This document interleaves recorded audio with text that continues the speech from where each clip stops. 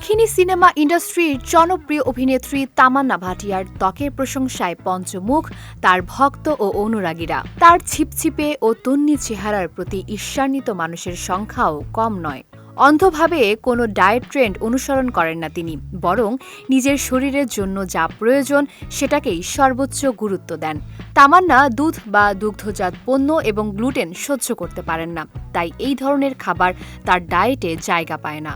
চলুন জেনে নেই সারাদিনে তার খাদ্য তালিকায় কোন কোন খাবার থাকে। তামান্নার খাবার খাওয়া শুরু হয় ভোরবেলা থেকেই।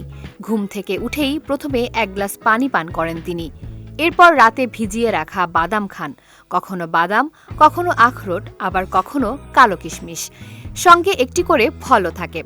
খানিক পর ড্রাই ক্যাপাচিনো খেয়ে মন ফুরফুরে করে নেন এই অভিনেত্রী।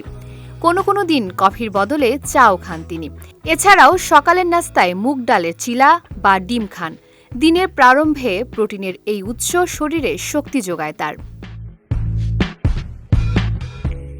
এদিকে তামান্না ভাটিয়া দুপুরের খাবারেও প্রোটিনের প্রতি গুরুত্ব দেন এবং কিনোয়ার সঙ্গে যে কোনো ধরনের প্রোটিন খান। এর ফলে দিনভর তার শরীরে শক্তি ও বল থাকে।